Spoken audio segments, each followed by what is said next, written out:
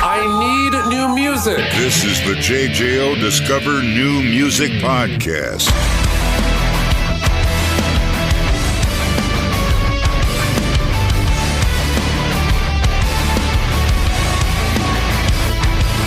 My guest really is no stranger to the JJO family.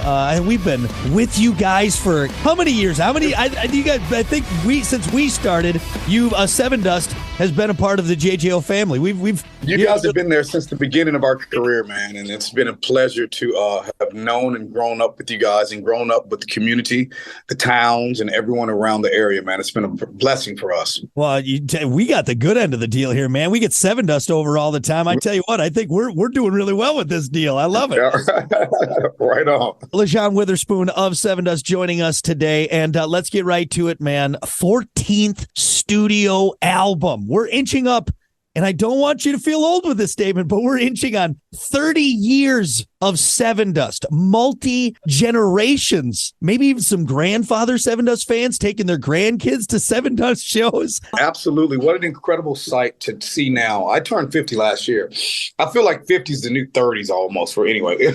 I know it's not. But you know what, man, to look out in the audience, and I don't say fans, I say family, and it's so true when you say that. If I'm 50 and I have 3 kids, now this guy that's my same age has kids and grandkids, and they're all coming to the Sevendust show. And it's really cool to see, to be a part of something that's I feel like it's been a family affair since the day one. So it's amazing to see. I can only imagine. And it's been so cool to see that grow. And again, one of the hardest working bands is Sevendust. You guys have been pounding the pavement for so long, and now seeing that next step and 14 albums, I guess, as an artist, and maybe this is a cheesy question, but what's kind of the feeling on that? Because especially with as long as you guys have been on the road making albums and seeing now all of those fans and that 14 albums, kind of surreal at this point? Well, you know what? That's a good question. Yeah, maybe because of the pandemic, I think it made us all kind of realize that we can never really take anything for granted in life,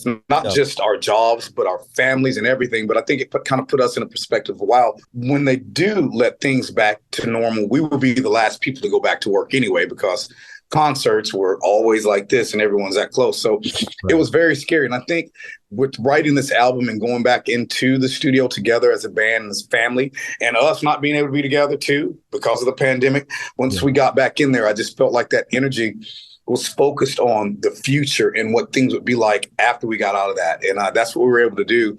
And I feel like we put that into the album. And you look at it now, and the energy is contagious, but not in a sick way like before. It's a new contagious. Everyone's excited again. Everyone's at the shows early, waiting outside the buses in the morning, and just with smiles on their faces, and knowing the damn band ain't gonna be on stage till 9:30 that night, but they're there at 8 o'clock in the morning, hanging out, smoking, tailgating. And to me, it's a feeling of the way that it should be. You know, music is a healer, and I've always said that we're just doctors out here giving some damn new medicine. It's good medicine too. It's good. It goes down. Sir. Of course, Truth Killer is the latest album, number 14 from Sevendust, dropped on July 28th. Again, you guys are veterans to the industry. You've seen it all. You've played it all, almost all of it, I think. So is there something that maybe stood out in making this album compared to previous works that maybe kind of strike you? Yeah, absolutely, man. So to let everyone know, we started writing the album in Kansas at my family's farmhouse. My wife's grandparents left to her and to the family. And Joe Ed died at 98. Well, we went inside the house, and it was always filled with music, and grandma played guitar, was on the radio and all that stuff. And, you know, the place is 300 acres, and we kind of maintained 15 with some cattle. And it was just so surreal. And I said, you know what, it'd be really cool to probably write some music here. Well, we remodeled the house, got everything done. It's really cool. We call it chic farmhouse.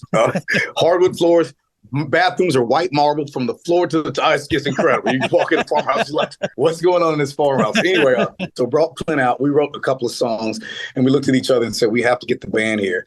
And let me tell you what you said. Was it something different? It was something different because it made me and us feel like those kids again when you had to find an area to jam in. And so imagine this. Sevendust is in grandma's room, not her same bed. It's a different bed.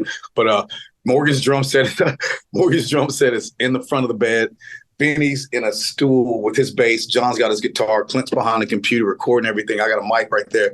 And we are rocking out and writing Sevendust songs in each of the bedrooms. And it was just so funny for us to be those guys again and laughing and scaring each other and telling stories. And I think it just really made good for this album. And then, of course, we took it to Elvis's place, which is completely different. It's the house of magic music. You know, you can't get anywhere without being reminded that this is what's going on around here.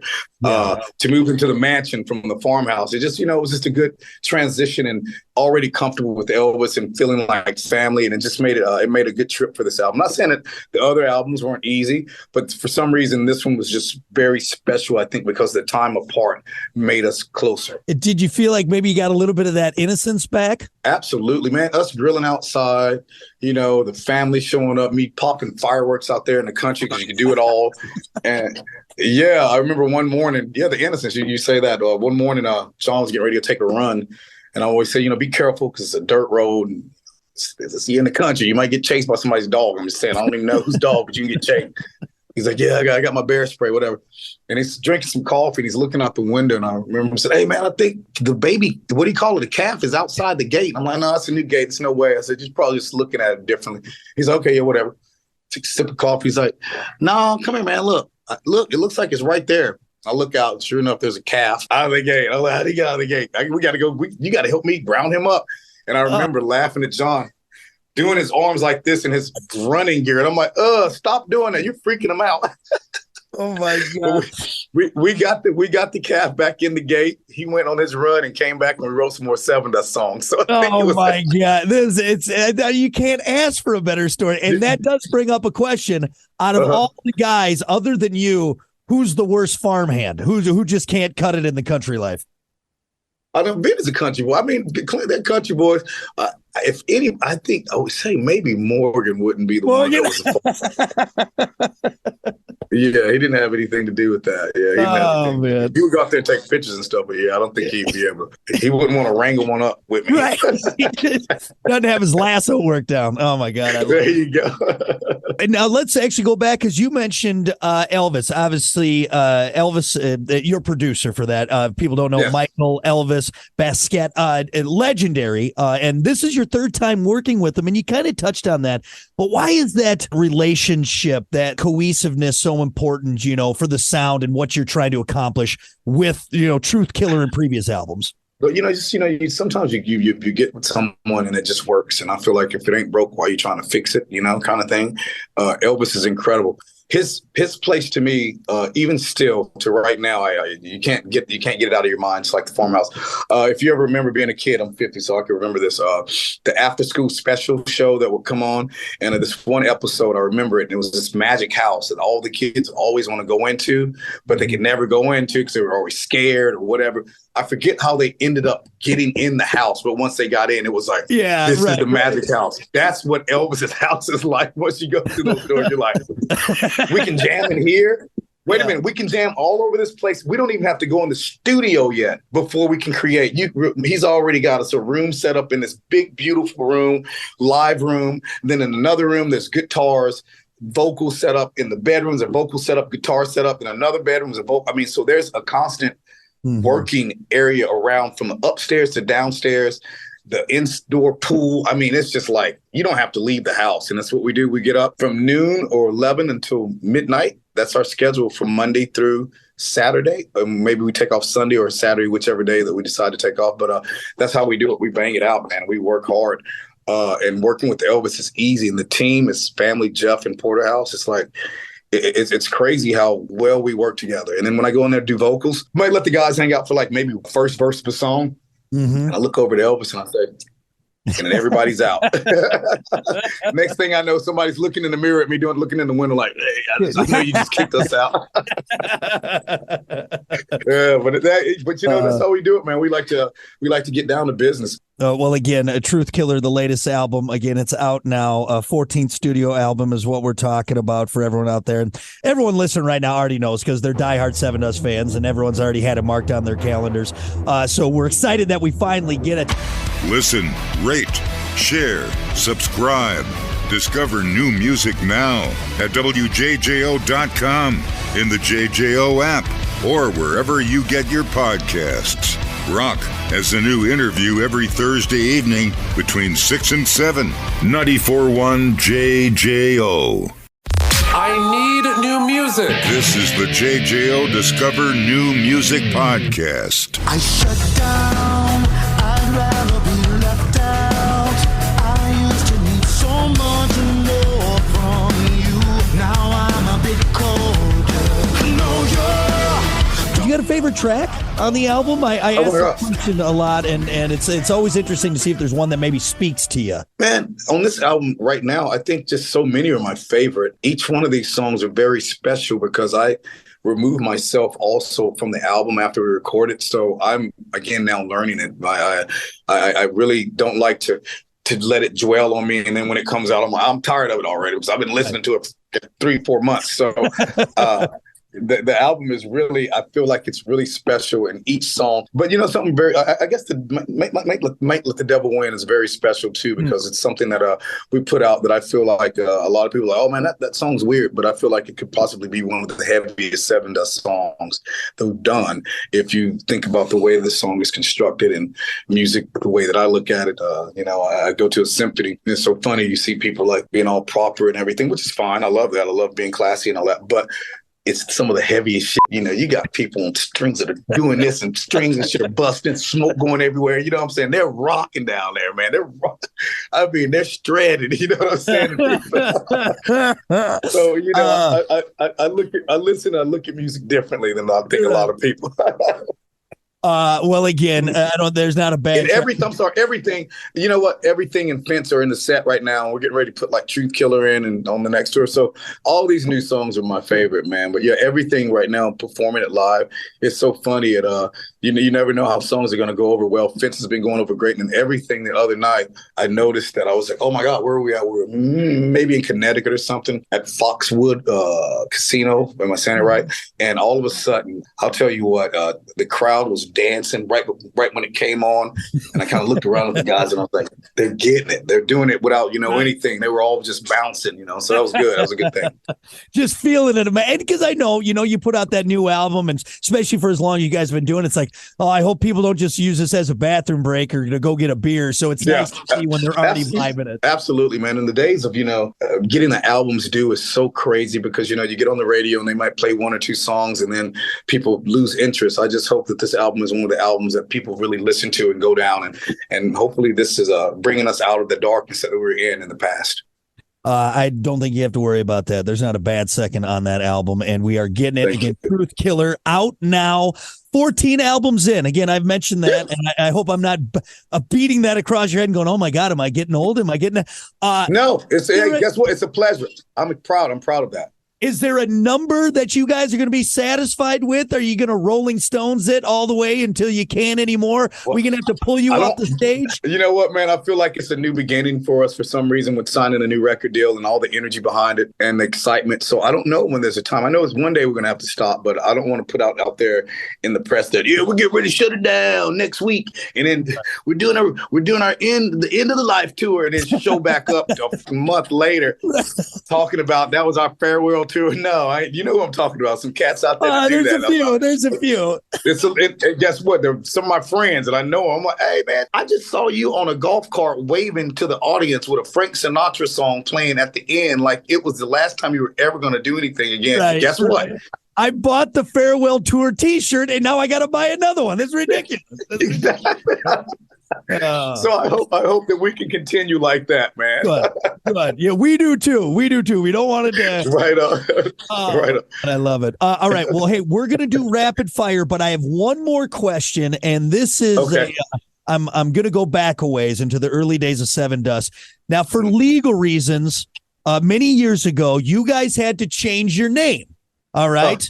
You had, and eventually you settled on Sevendust. However, you had 2 other ones, which was Rumblefish and Crawlspace.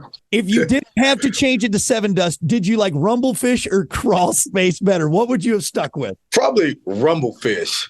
because Crawlspace it was so dark. But let me tell you the reason that we couldn't use that name. So in litigation, all of a sudden, this guy shows up out of nowhere, and he's like, "That's my name, and I own it." And we found out who it was. It was an acoustic guitar player, a solo guitar player. And his name, he was called Crawlspace. He's like, "You guys don't have enough money to buy this name for me." And we were like, "No, we don't, and we don't want it. You can have it." And I had never heard of that name band again. Right, that's gone. Movie. But yeah, I think we'd have kept Rumblefish, man. Yeah. I when you said that, I remember the Rumblefish, the fighting fish that we had, of the logo and all that stuff. I don't even know I was Rumblefish. We were just trying to find a name. We were getting ready to sign a record deal, and we were like, "You guys got to have a name." So we had just gotten together, and we're like, "Oh shit, what's the name of the band?" And Benny came in one day with a can of a thing of Sevendust is what it's called, pesticide. Right. Yep. You see it at Walmart and like Home Depot, and you see the big thing of it. But we call it Sevendust. Country boys, you call it seven because it looks like seven. And he's like, "Man, why don't we call ourselves Sevendust?" And we're like, "Yeah, let's call ourselves Sevendust."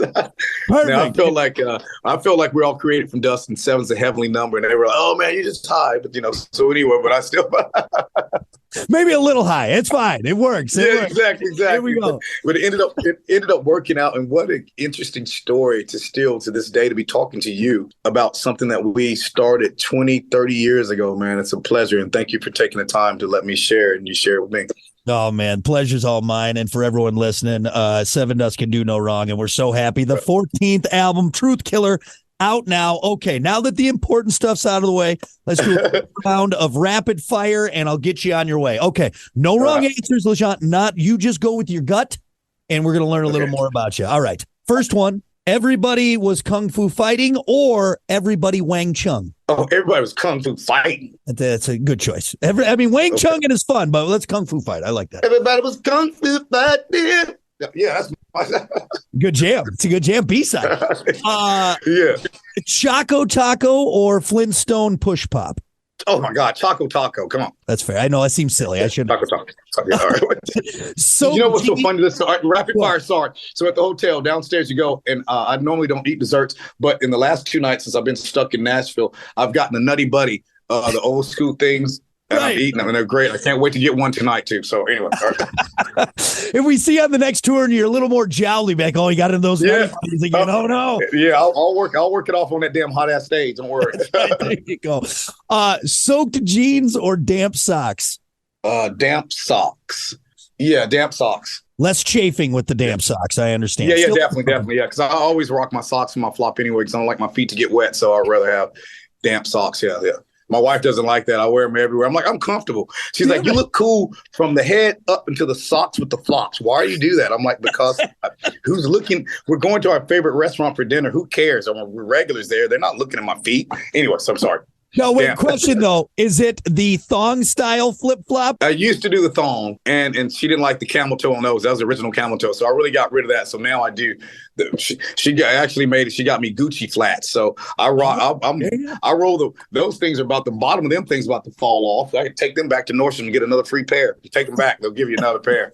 That's how you do it. Oh, Gucci flip flops. That you're living, man. I love it. All right. Would you rather see Bigfoot or the Loch Ness Monster? Oh my God, of course, Bigfoot, man. I'm a true believer in Bigfoot. Are you a Bigfoot? Yes. Yeah. Oh.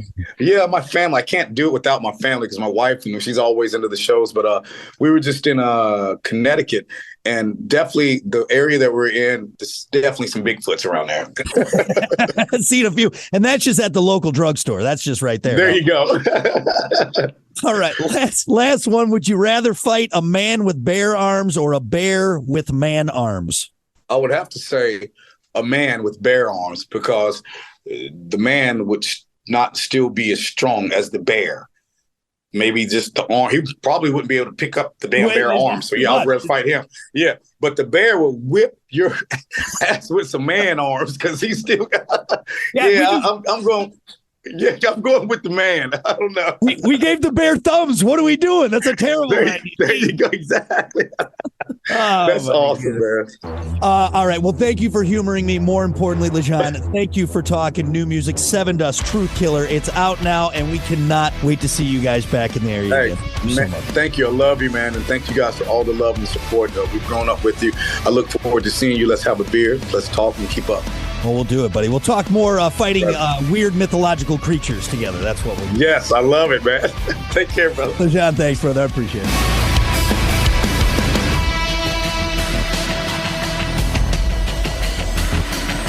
Listen, rate, share, subscribe. Discover new music now at WJJO.com, in the JJO app, or wherever you get your podcasts. Rock has a new interview every Thursday evening between 6 and 7. 94.1 JJO.